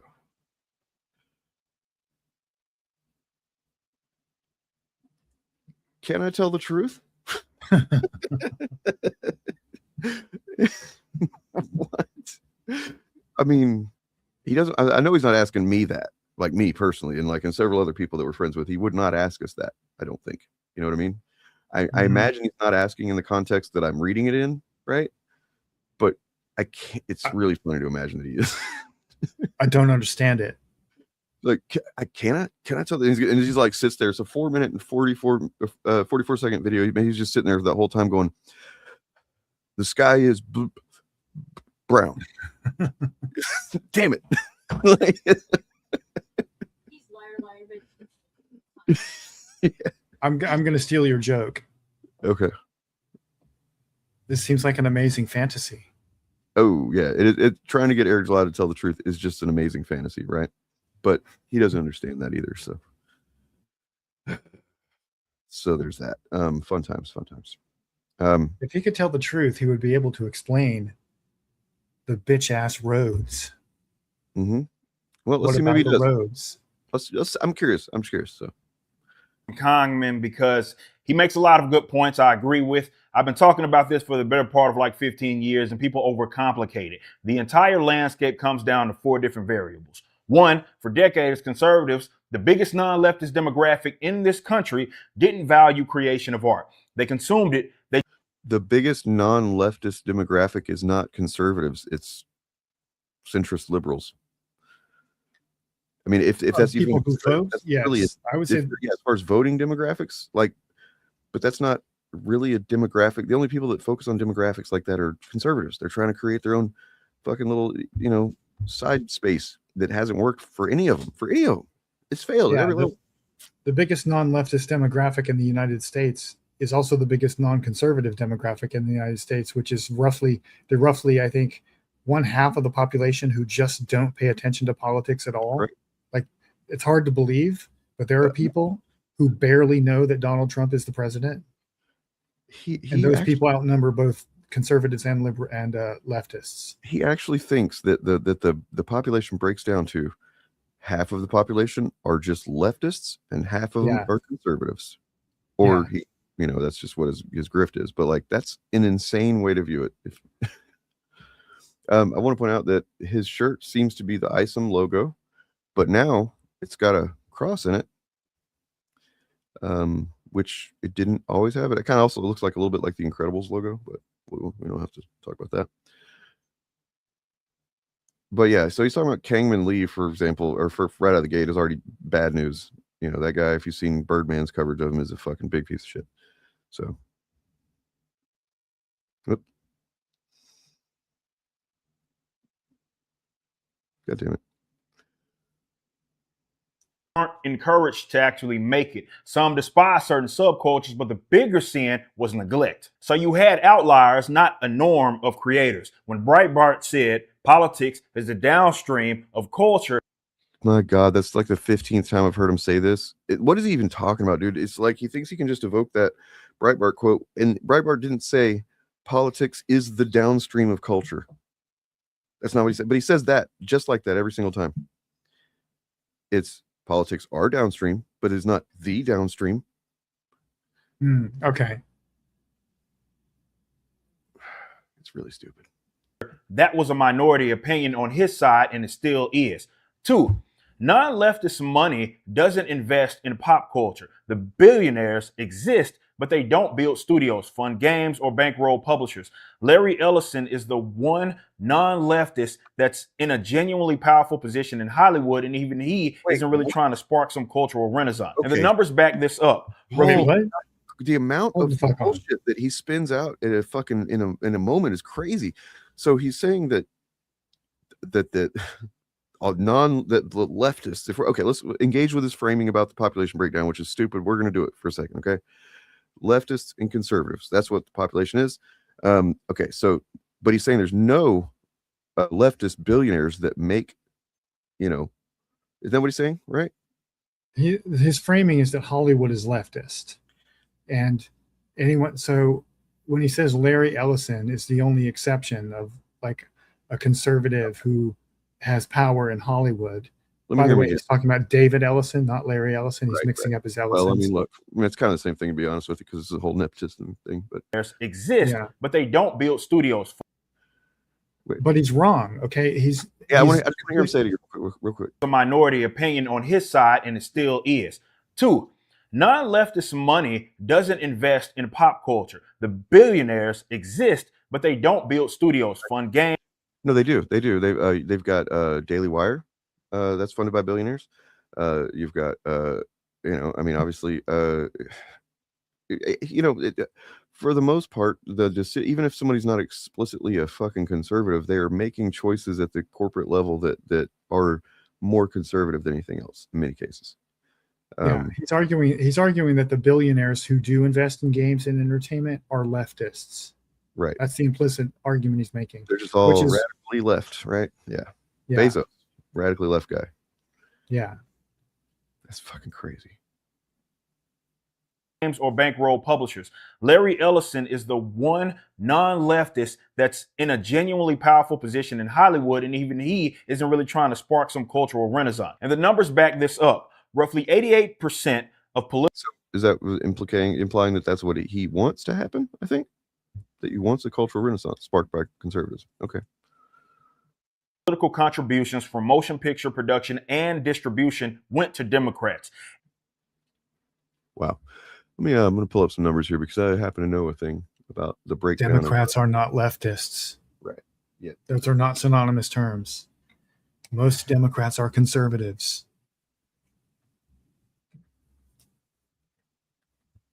From a leftist point of view, I should say.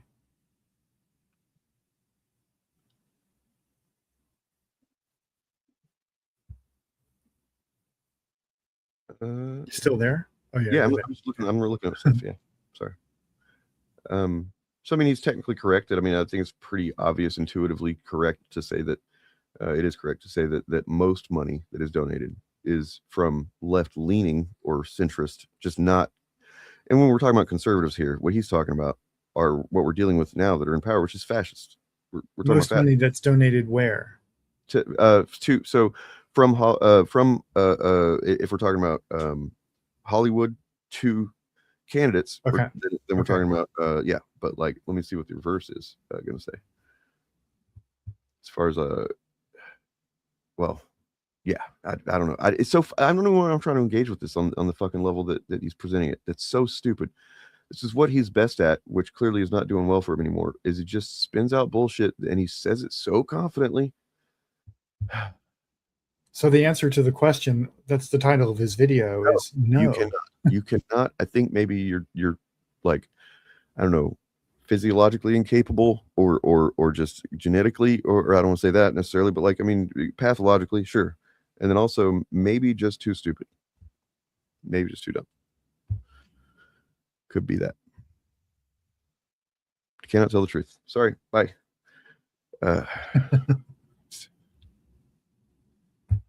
Oh, by the way. How do you do, fellow kids? You know?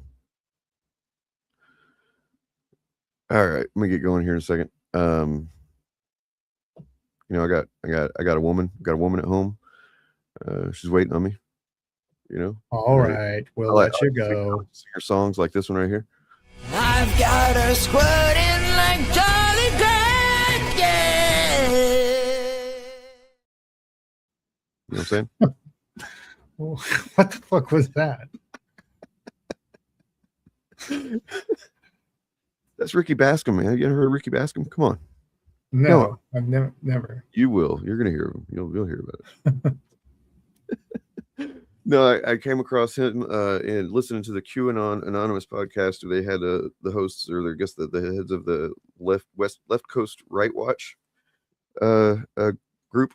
kind of anti-fascist observers, or fascist observers rather. They observe fascists, I mean, and report on them. And they were talking about Charlie Kirk's legacy and what, how essentially that very overt push to make him such a martyr in the aftermath of his murder really was just bad move on their part. They fucked it up, and they essentially pushed it over into just they saturated everything with it. They saturated the internet with Charlie Kirk's blood, so to speak, and it was impossible to be reverent about it, even if you maybe were somebody that might be prone to it. Really, you know what I mean? Like, I can't imagine being a conservative and actually being sad for Charlie Kirk's death like that. But if I was, and then I saw the way that they were handling it and the way that they were pushing it out there, and just like, I would have backed off like Homer back into the bushes. You know what I mean? Like, yeah, that's I don't like. But yeah, I mean, yeah, it's always something that I ponder it much less now. I used to think about it a lot more when I first started this stuff. Just like, I wonder if they're just stupid, or if they just believe this, or if they're grifting, or what. And I mean, ultimately, what I land on is that the effect is really what matters, and it doesn't actually matter what they really think, because it's just, like with anything, it matters what we do. We can think good thoughts, positive thoughts, and think about how good people we are all day long, but we don't actually do anything about it, then we're not doing anything. Well, it does matter what they believe to a degree, because it's predictive of future behavior. Like if they're not true believers, then a change in conditions can lead to them changing what they pretend to believe, and you're right, to a change in their behavior. That is becoming more relevant now, and I'll give you an example of what I mean. But like for the longest time, whenever they're all on the same page, it doesn't matter as much. But like now that there's been a fracturing happening on the right, you've got so a conversation took place recently between Hassan Piker and Norm Finkelstein, and big part of the conversation was how they view figures like Tucker Carlson and Candace Owens, who have garnered a lot of people that in support of them. Seemingly some people on the left, I guess. I hate to think that, but that probably is true, that there's some naive ones that are supporting those two now, because they are at least in how they speak, pro-Palestine and anti-genocide, right? But the reasons for why they're doing it are, you can watch their content and hear what they say, and it's pretty obvious that they're I mean, the reasons why is a whole other thing, but the function of it is that they are being anti-Semitic. They hate Jews. They want to throw Jews under the bus. They maybe don't hate them, but they at least want to use them cynically. That's what I think Tucker Carlson is doing. He saw an opening. He saw that he recently said he was wrong about how he used to talk about and feel about Muslims. So that's kind of wild when you've heard some stuff that Tucker Carlson said about Muslims in the past. And now he's saying that he was wrong. I don't know if he really apologized, but he's doing that because he saw a market open up in the wake of the genocide, and how the MAGA was like one and the same with Israel on this. And I don't, so the question of what they really think is important, because you can kind of, like you said, maybe figure out what they're going to do next.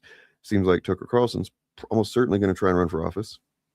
He's going to try and go for that section of MAGA that's fallen off of the, that really believed in America first or whatever, and recognized that's not what this is. And yeah, and Candace Owens, I don't know. She's might just be crazy. Well, it's not just predictive of future behavior. It's also a tool for determining a strategy, because if the people in power, I'll just create a hypothetical here. All right. If the people in control of the nuclear weapons, if a significant number of them genuinely believe that they can cause the return of Jesus Christ by sparking a war in the Middle East, they cannot be reasoned with. There is no change in material conditions and no rational argument, no opening up of a new market that will ever convince them to do anything else. So we have to be able to identify who those people are, who are the people that cannot ever be reasoned with, and treat them accordingly as enemies, not as future potential partners in a limited capacity for something like liberating Palestine, because you hate the Jews, I don't hate the Jews, but we both want Palestine to be free, which is a stupid alliance in and of itself anyway. We should not be doing that. But to the extent that such an alliance is possible, it's only possible because those people never genuinely believed what they were saying, and they're just looking for political opportunities. But the ones who really believe it will never switch sides, no matter what happens. And if we let those people have power, we're all kind of fucked. That is true.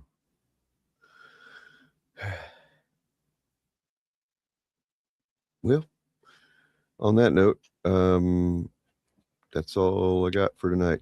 I got plenty for tomorrow, though. If I stay on any longer, I'm just going to start tapping into that, and I'm going to deplete my reserves for tomorrow. Yeah, get some sleep. I'm actually surprised you did this tonight. I just want to make sure to promote it tomorrow some more, So fair. Realistically, I'll probably start playing like some videos around 10 or 11 a.m. Pacific, but I might not actually get on live until another couple hours after that. So, but if you want to see catch some, I might do them in chronological order. So catch some old ass videos of mine, then tune in early as soon as you see me live, and then stay tuned or put on a timer or something, and then come back and whatnot. But I mean, I am going to be asking everybody a lot to share the fundraiser, which I'll share the link to that again. It's just tinyurl.com/ fuck, is it Move Dane? Is that what it is? Let me find Yes, it's Move Dane. Move Dane. Okay, so yeah. Move Dane. tinyurl.com/move /Move Dane. But also Move Dane's family. It's not just me. It's just, I'm representative of them in this case. Move, Dane. Move, Dane. Get out the way. Try, man. Try. I dropped a new video on my Bob of the Old Ways channel a couple days ago. It kind of blew up, and y'all should go check it out if you haven't already seen it. Is it you got some comments on there or what? Yep. I'm surprised how well it did relative to the fact that I haven't posted anything there for like 4 months. Ooh. Yeah. So it's of course about the Rings of Power, of course. Yeah. And then you got 194 comments. I'm sure they're all very supportive. Yeah. Cool. Are you on drugs? Amount of delusion. Okay. Cool. How much did they pay you for this? I got. How much did they pay you for this? Are you on drugs? Like all the hits. I hit Chud bingo on that one. People that don't seem to understand the very basic concept of people have different opinions on things. It's crazy. It is crazy. All right. Oh my God, Comic Book Cast pisses me off sometimes with some of the shit they do, but nonetheless, we're not talking about them tonight. Maybe we'll talk about them tomorrow. Probably gonna need to break up some nerd-rotic discussion. But did you see that clip from the Lindsey Graham funeral, by the way, that I showed? Yes, it was horrifying. Yeah, it's pretty bad. Pretty wild, man. Pretty wild. All right. Subscribe, like, hit the thing and do the shit and all them stuffs. And what else? Yep, that's it. Peace the fuck out. Only minority destroying America is the billionaires. Trans people are 1% of the population. Muslims are 1% of the population. Undocumented people are 1% of the population. We are focused on the wrong 1%. Trans people aren't taking away our health care. Muslims aren't defunding our schools. Immigrants aren't cutting taxes for themselves and their rich friends. It's the billionaires and their puppet politicians. The culture wars are a smokescreen. So many of the divisions in this state and in this country are manufactured by billionaires who want us fighting each other instead of fighting them. They want us looking left and right at our neighbors instead of looking up at them. The biggest divide in our politics is not left versus right, it's top versus bottom.